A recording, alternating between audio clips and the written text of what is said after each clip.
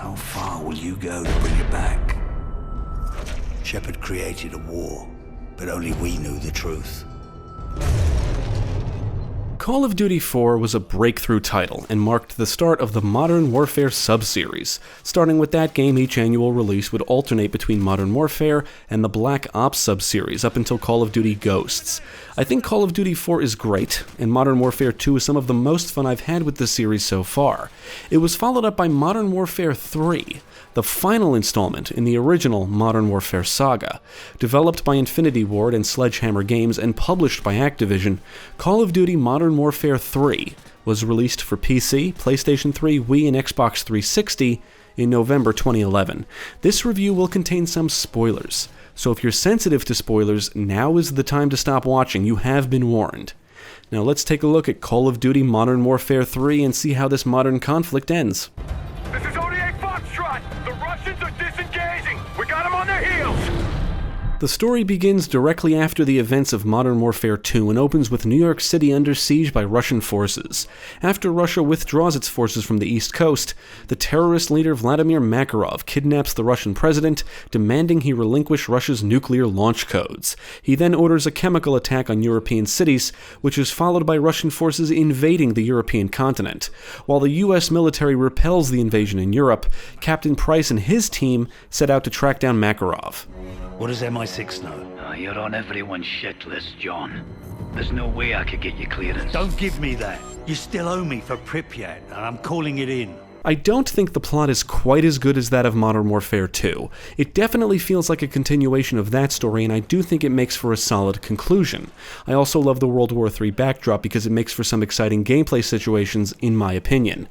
Several characters from the previous games return, and the player is once again put in the shoes of multiple protagonists. The game does feature a notable voice cast, including Bruce Greenwood, Idris Elba, Timothy Olyphant, and even William Fichtner, among others. Back up! Back up!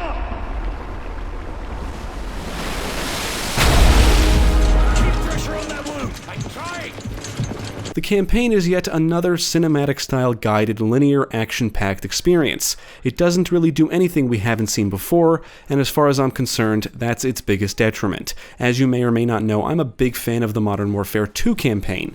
I found the story to be a little more interesting than that of the previous entries, and I think the gameplay is top-tier Call of Duty. The pacing is great, the environments are diverse, and the action is intense, exciting, and fun. I'm happy to say this trend continues in Modern Warfare 3. Get switched on! We gotta move, now!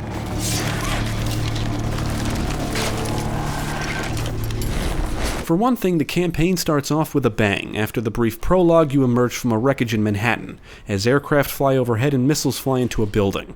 It's immediately obvious the city is under attack, and that you're in the middle of a war zone. Destroyed vehicles and rubble fill the streets, and debris is floating around in the air as you move from cover to cover engaging foes. Not only does it throw you right into some fun action, but I personally enjoy the urban warfare element. In fact, the game seems to place a bigger focus on urban warfare. You'll participate in battles in not only New York, but also London, Hamburg, Berlin, Prague, and Paris. You'll witness buildings and structures come crashing down and move through bombed-out buildings, areas littered with dead bodies, and streets filled with enemies. You'll want to check corners, aim high and low, and utilize your equipment, space, and things around you to stay alive, and even get the jump on foes. Now, I do wish the gore effects from Black Ops were carried over. The gunplay, while familiar, feels more satisfying here, thanks primarily to phenomenal sound design. Weapons have a nice punch to them, and shots will often echo, resulting in loud firefights that sound incredible.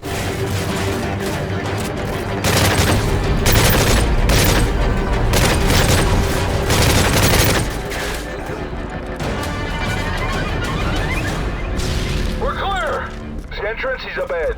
Now, when you first fire up the game, you'll be greeted with a disturbing content notice, much like Modern Warfare 2. This is to make the player aware of a mission that may come across as disturbing or offensive. In this case, it's referring to the mission Davis Family Vacation. It's a short sequence that shows a family being killed by a truck that explodes and releases a deadly gas. Much like No Russian from Modern Warfare 2, this is a mission designed to show how heinous the terrorists are. But I don't think it's quite as interesting. It doesn't actually make the player think about their actions. All this mission does is show a horrible event. The player is put in the shoes of a man who is filming his wife and daughter, and they all die. That's it. It could have just as easily been a cutscene. That's your daughter. You know she gets that from you.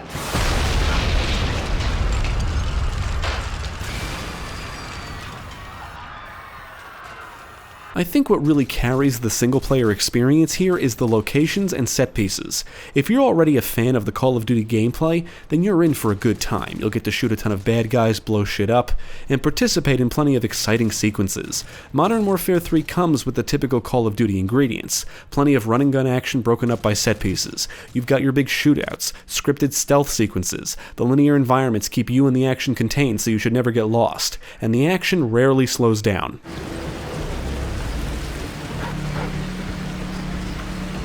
Patrol up ahead.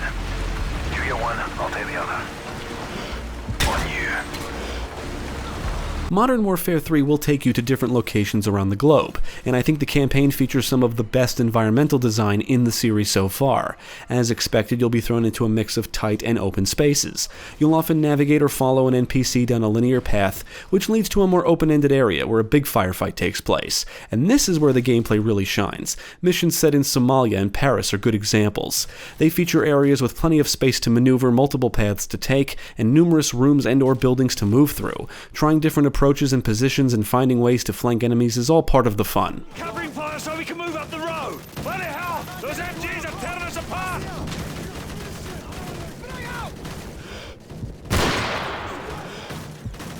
Bravo team, secure the perimeter. Yuri, Soap, let's find this bastard. Despite basically feeling like more of the same, this is an explosive campaign with some really cool set pieces and sequences. Now you'll do the typical stuff like gun foes down from aircraft, ride in vehicles and defend them from attackers. And Modern Warfare 3 features a sequence where you'll get to provide support from a gunship, much like Death from Above in Call of Duty 4. You'll get to hijack a submarine, fight through a sandstorm in Somalia, use a remote chopper turret to eliminate foes, operate a UGV to clear the way of enemies, and even chase a subway train in London.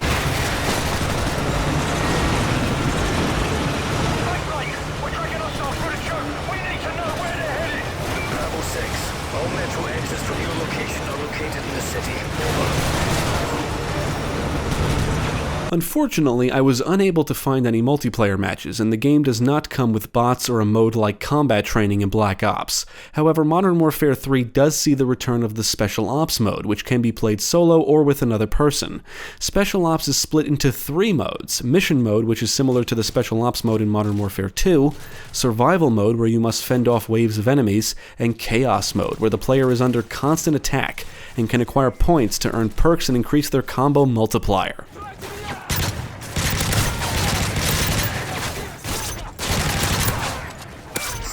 Regen.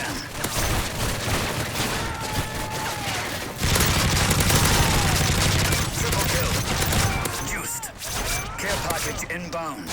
Now, the mission mode is basically the same as before. Missions are objective-driven and often very fast-paced, but I simply found the ones here to be more enjoyable. You'll get to fly around in helicopters and gun enemies down, infiltrate areas, rescue NPCs, retrieve items, and sneak around. There's a good variety of missions, and some of them can be quite challenging.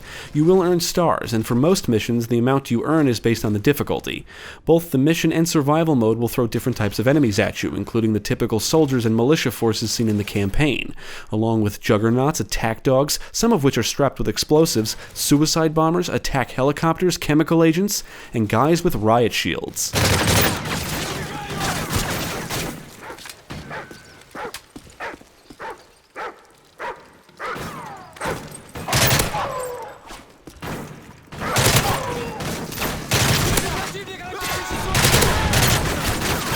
Now, when compared to the Special Ops mode in Modern Warfare 2, things work a little differently here. Most missions need to be unlocked by reaching certain levels. Special Ops comes with its own ranking system. In the mission and survival modes, you'll earn experience for killing enemies and eventually level up. In the survival mode, reaching certain levels or ranks unlocks things for purchase. The mode plays out in any multiplayer map of your choosing, and the goal is to survive as many waves of enemies as you can. Killing enemies rewards you with money that can be spent on weapons, ammo, equipment, and air support.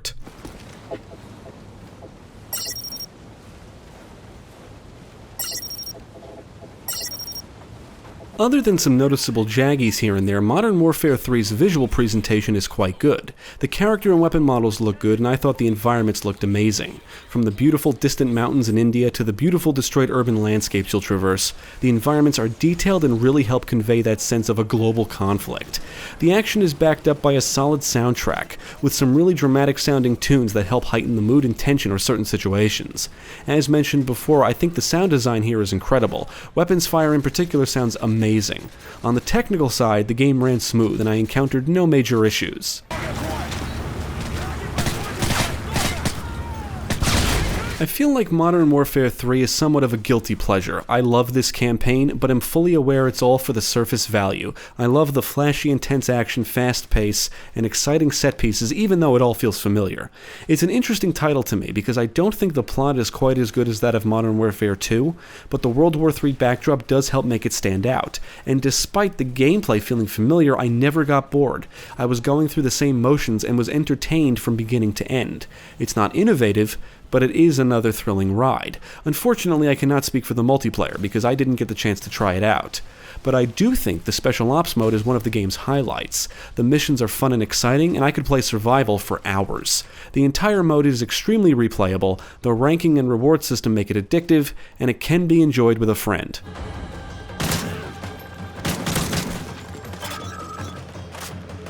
I would absolutely recommend Call of Duty Modern Warfare 3 to fans of the series.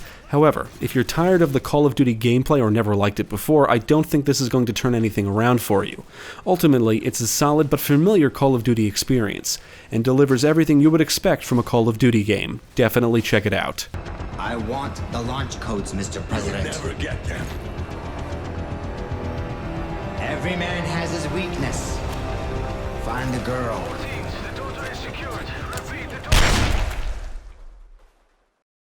Thank you for watching. If you enjoyed this video, check out the rest of our channel, follow us at the links below, and you can also support us on Patreon. If you're interested in more gaming content, check out our friends over at Gamecast.